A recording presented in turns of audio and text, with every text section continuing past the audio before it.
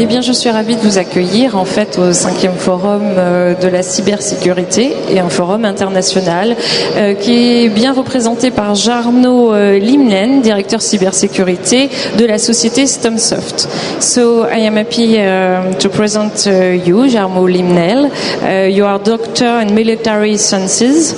So now we will speak about cybersecurity represent both real threat and great opportunities. Can you develop this subject? Yeah. Well, one of the main points that I have to say nowadays is that we really have to all understand that how essential this comprehensive approach for this whole cybersecurity issue is.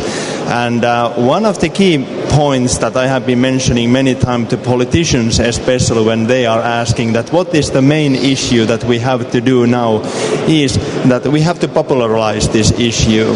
We have to make this something that everyone is aware of. Because cybersecurity is concerns about the militaries, the sciences, the companies, the individuals. And I have many times used the phrase that I separate two worlds. I have this world of atoms, this like a physical world, and then I have separated this like a world of bytes, this artificial, man-made world. And I really call, to put it very simple, I call this security of this world of bytes. This is about the cybersecurity. And the main trend, what is happening also here in the Europe, especially when we are so dependent nowadays on this critical infrastructure and these bytes, is that this world of bytes and world of atoms, they are not separate worlds. More or less like thinking about this conference, everything is running through the bytes, and if there is a lack in that security, how those bytes works, we are in a great trouble, and that same goes for the societies nowadays. So you mean, do we speak about cybersecurity more in France than other countries? I think we have to take a little bit example from the United States in this case, because they have had for many years, for 1 month, one whole month as a cybersecurity awareness month, where they are having great information packages to the schools and the companies and for the whole societies. And we have not done enough in that activities here in the Europe yet. Not in my home country in Finland, not in France, nowhere. And this is something that we really have to develop, and fast. So how worried should we be regarding cyber threats? Sorry? How worried should we be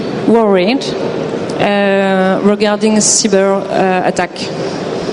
Yeah, well, the case is nowadays that especially why this whole cybersecurity reality has changed so dramatically lately is that especially the governments and the states, they are putting lots of different resources to build different capabilities to affect and do activities in this whole cyberspace. And I would really say that there's like a cyber arms race going on in the whole world at this moment.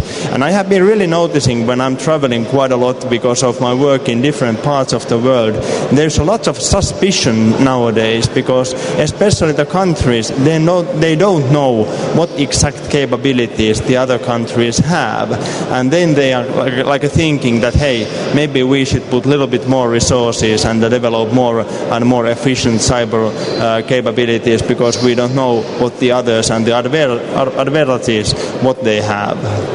So what does cyber war mean, and we will see real cyber war soon?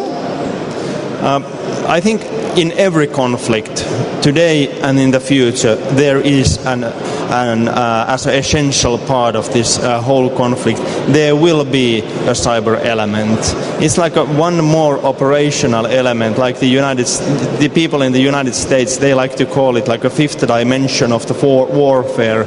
But I have to say that I a little bit disagree with that, because when I'm thinking about the 4 other dimensions, the land, air, sea and space, actually all those 4 dimensions are more or less fully operated by the cyber, because the bytes are everywhere. Every actions, every arms, whatever the armies are doing, they are dependent on the functionality and security of the cyber.